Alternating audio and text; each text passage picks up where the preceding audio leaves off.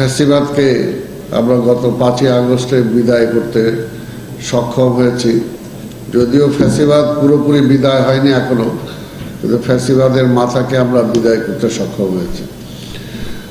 আর দীর্ঘদিনের আমাদের যে লালিত স্বপ্ন, যে মানুষের ভোটের অধিকার যেটা ফ্যাসিবাদ কেড়ে নিয়েছিল, সেই মানুষের ভোটের অধিকারটাকে প্রতিষ্ঠিত করা।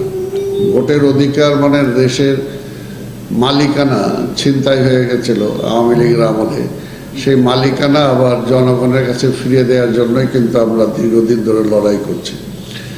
তো 5ই আগস্টের পরে স্বাভাবিকভাবে আমাদের আশা ছিল বা এখনো আছে যে যত দ্রুত সম্ভব দেশে একটি গ্রহণযোগ্য অংশগ্রহণমূলক একটি নির্বাচন হবে এবং সেই নির্বাচনের মধ্য দিয়ে জনগণ তার প্রতিনিধি পার্লামেন্টে পাঠাবে, তার প্রতিনিধি ঠিক করবে যে কারা আগামীতে দেশ পরিচালনা করবে। কিন্তু আমরা দেখতে পাচ্ছি যে আসলে 8 মাস হয়ে গেল, এখন পর্যন্ত যে রোড ম্যাপ আমরা সেই প্রথম থেকেই চেয়ে আসছিলাম যে এই সরকার কতদিন তাদের সময় দরকার, কতদিন তারা সময় নিতে চান, কি কি কাজ করতে চান, সেগুলো আমরা চেয়েছিলাম প্রথম থেকেই। কিন্তু এই পর্যন্ত সেই ধরনের ক্লিয়ার কোনো রোড ম্যাপ আমরা এই সরকার থেকে পাইনি। সম্মানিত বন্ধুগণ, এই সরকার আমাদের সরকার। আমরা এই ফ্যাসিবাদকে বিদায় করে এই সরকারকে ক্ষমতায়, রাষ্ট্র ক্ষমতার আমরা বসিয়েছি।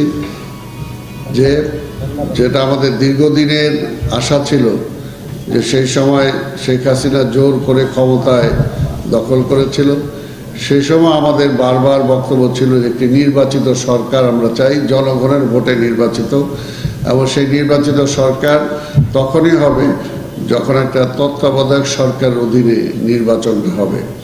কিন্তু সেটা আমরা সেই স্বৈরাচারী শেখ হাসিনার কাছে পাইনি বলেই সেই লড়াই আমরা করেছি। 5ই আগস্টের অভ্যুত্থানের মধ্য দিয়ে তার বিদায় হয়েছে। এর পূর্ব মুহূর্ত পর্যন্ত আমরা বলেছি নির্বাচনের কথা, আমরা বলেছি মানুষের ভোটের অধিকারের কথা।